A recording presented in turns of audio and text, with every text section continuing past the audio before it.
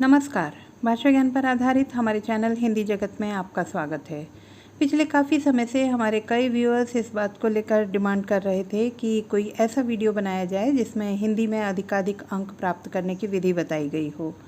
तो बच्चों, हमारा आज का यह वीडियो किस तरह हिंदी में 100% मार्क्स स्कोर करें, इसी पर आधारित है। यह वीडियो न केवल टॉपर्स के लिए है बल्कि उन लोगों के लिए भी है जो हिंदी के प्रति ना तो रुचि रखते हैं और ना ही हिंदी में बेहतर प्रदर्शन कर पाते हैं। तो बच्चे, सबसे पहली और महत्वपूर्ण बात यही है कि हम विषय के प्रति अपनी रुचि विकसित करें, इसे एक चैलेंज की तरह एक्सेप्ट करें। अपने ऊपर विश्वास रखें कि आप कर सकते हैं, तो निश्चित रूप से आप कर पाएंगे। हाँ, इसके लिए थोड़ी मेहनत ज़रूर करनी पड़ेगी, बिना मेहनत के तो कुछ भी नहीं मिल सकता ना। तो यदि आप भी आपको डराने वाले इस विषय को अपना फेवरेट विषय बनाना चाहते हैं तो वीडियो को पूरा अंत तक देखिए। बच्चों, हर कक्षा में दो तरह के स्टूडेंट्स होते हैं। कुछ ऐसे जो साल के पहले दिन से नियमित अध्ययन करते हैं, स्कूल में क्लास टॉपर्स में अपना स्थान सिक्योर रखते हैं, और कुछ ऐसे जो केवल परीक्षा पास करने के लिए पढ़ते हैं। ये स्कूल भी जाते हैं तो केवल दोस्तों के साथ मस्ती करने के उद्देश्य से, और परीक्षा से चंद घंटों पूर्व ही ये पुस्तक पढ़ने के लिए उठाते हैं। तो आज हम दोनों ही तरह के स्टूडेंट के विषय में बात करेंगे। सबसे पहले हम बात करते हैं कुछ बेसिक पॉइंट्स की, जिनको अपनाकर कम अंक पाने वाले स्टूडेंट्स भी टॉपर्स के साथ खड़े हो सकते हैं। तो सबसे पहली बात, यदि आप नियमित अध्ययन करते हैं परंतु आपके लेखन में स्पेलिंग मिस्टेक्स बहुत ज़्यादा हैं या राइटिंग आपकी बहुत ज़्यादा गंदी है, तो पहला नियम अपनाएं। प्रतिदिन 2 प्रश्नों के उत्तर लिखकर अभ्यास करें। सुंदर, स्पष्ट और शुद्ध लेखन आपकी सफलता में नींव की ईंट का काम करता है। नियमित अभ्यास से सब कुछ संभव है। जब भी नया पाठ पढ़ें, उसे अपनी कल्पना अनुसार चित्रों से संबंधित करने का प्रयास करें। साथ उसके महत्वपूर्ण तथ्यों को अंडरलाइन करते जाएं या अलग से कीवर्ड की तरह लिख लें। कठिन शब्दों के अर्थ भी समझकर लिखते जाएं। लेखन क्षमता बढ़ाने के लिए 2 बातें आवश्यक हैं। पहला शब्द ज्ञान और दूसरा विविधतापूर्ण लेखन। शब्द ज्ञान बढ़ाने के लिए अधिकाधिक पुस्तकें पढ़ें। मैं बोरिंग पुस्तकें पढ़ने की बात नहीं कर रही हूँ। आप अपनी रुचि के अनुसार हिंदी की पुस्तकें पढ़ सकते हैं। आजकल तो मोबाइल पर भी ऐसे कई ऐप मौजूद हैं जहाँ आप अपने मनपसंद रचनाकारों की पुस्तकें पढ़ सकते हैं। विविधतापूर्ण लेखन के लिए आसान तरीका है, जब भी आप टीवी पर अपना मनपसंद कार्यक्रम देखने बैठते हैं तो एक कॉपी पेन साथ लेकर बैठें। कार्यक्रम के दौरान जो 2-2 मिनट के छोटे छोटे ब्रेक आते हैं, उसमें आप अपनी रुचि के अनुसार छोटे छोटे जिंगल्स, लघु कथाएं या कविता, स्लोगन या अनुच्छेद आदि लिख सकते हैं। याद रखिए, जितना अधिक लिखेंगे आपकी लेखन क्षमता भी उतनी अधिक विकसित होती जाएगी। बातों को अत्यधिक विस्तार देने की अपेक्षा सीमित शब्दों में लिखने का प्रयास करें। अब बात करते हैं कि परीक्षा की तैयारी कैसे करें। बच्चों, आपके क्वेश्चन पेपर में 4 सेक्शन यानी कि 4 खंड होते हैं। यदि हम 10वीं कक्षा के आधार पर बात करें तो फर्स्ट सेक्शन जो है रीडिंग सेक्शन होता है, जिसमें अपठित गद्य पद्य आते हैं। सेकंड सेक्शन ग्रामर बेस्ड होता है, यानी कि व्यावहारिक व्याकरण पर आधारित प्रश्न, जैसे रस, परिचय, वाक्य भेद, वाच्य आदि पर आधारित प्रश्न होते हैं। थर्ड सेक्शन आपका पाठ्य पुस्तक पर आधारित होता है, जिसमें गद्य पद्य खंड पर और कृतिका के पाठों पर आधारित प्रश्न होते हैं। और चौथा खंड आपका रचनात्मक लेखन पर आधारित होता है, जिसमें पत्र, विज्ञापन, अनुच्छेद लेखन इत्यादि आते हैं।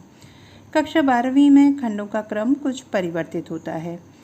सेक्शन 1 की तैयारी के लिए हम जितने अधिक अपठित गद्य पद्य प्रश्नों को हल करेंगे उतना हमारे लिए अच्छा होगा। इनमें लघुत्रात्मक प्रश्न दिए जाते हैं, अतः उसी के अनुसार सीमित शब्दों में उत्तर देने का प्रयास करें। परीक्षा के समय दिए गए गद्य पद्य को ध्यानपूर्वक पूरा पढ़ें। इसके पश्चात ही प्रश्नों को पढ़कर और उनके हल चुनें। ज्यों की त्यों पंक्ति लिखने के स्थान पर आप अपने शब्दों में उसे ढालने का प्रयास करें।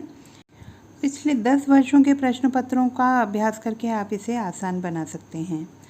खंड ख में व्यावहारिक व्याकरण के लिए विषयों को भली भांति समझना आवश्यक है।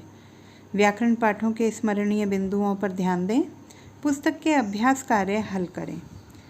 खंड ग के अंतर्गत पाठ्य पुस्तकों पर आधारित प्रश्नों को हमें हल करना है, तो पाठों का गहन अध्ययन करना भी आवश्यक है। पाठ पढ़ने के साथ कीवर्ड लिखते जाएं। शॉर्ट नोट्स बनाएं। यह परीक्षा की अंतिम तैयारी के लिए उपयोगी सिद्ध होता है। लेखक, कवि परिचय तथा पाठ के विचार बिंदु जो हैं उनको ध्यानपूर्वक पढ़ें। खंड घ में रचनात्मक लेखन के अंतर्गत जहाँ शब्द कौशल की आवश्यकता होती है वहीं निश्चित प्रारूप भी आवश्यक होता है। पत्र लेखन हो या विज्ञापन, निश्चित फॉर्मेट को अच्छी तरह समझ लें। प्रश्न के अनुसार विषय को फॉर्मेट में रखते हुए लेखन करें। अनुच्छेद लेखन में संक्षिप्तता का गुण यानी कि बात को सीमित शब्दों में कहने का गुण आवश्यक है। इसके विषय में विस्तारपूर्वक समझने के लिए वीडियो अनुच्छेद लेखन का लिंक डिस्क्रिप्शन बॉक्स में दिया गया है। ध्यानपूर्वक देखें और समझें। बच्चों, कई बार सभी प्रश्न आते हुए भी समय कम पड़ जाता है और हम फुल मार्क्स लाने से रह जाते हैं। तो इसके लिए प्रश्न पत्र के खंडों का समय विभक्त कर लें। जैसे खंड क के लिए 25 से 30 मिनट, तो खंड ख व्यावहारिक व्याकरण के लिए लगभग 20 मिनट जो है पर्याप्त होगा। खंड ग में प्रश्नोत्तर लेखन लगभग 55 से 60 मिनट यानी कि लगभग 1 घंटा हम ज़्यादा से ज़्यादा इसे दे सकते हैं। खंड घ रचनात्मक लेखन के लिए है, इसके लिए भी 1 घंटे का समय उचित होगा। शेष लगभग 10 मिनट का समय जो हमारे पास बचता है वो कार्य की पुनः जांच हेतु रखें। अब कुछ विशेष ध्यान रखने योग्य बिंदु जो हैं उनके बारे में बात करेंगे। सुंदर, स्पष्ट, शुद्ध लेखन अत्यावश्यक है क्योंकि यह सबसे अधिक प्रभावी रहता है। पाठों का गहन अध्ययन यानी कि डीप रीडिंग करें। निबंध हेतु करंट टॉपिक चुनें। निबंध और पत्र दोनों में ही करंट टॉपिक लिए जाते हैं।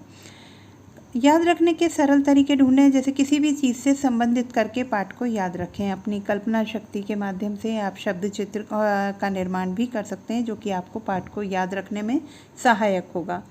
पाठों के कीवर्ड्स अवश्य बनाएं, यह आपकी परीक्षा की अंतिम तैयारी के समय सहायक सिद्ध होंगे। समय का विशेष ध्यान रखते हुए अभ्यास करें।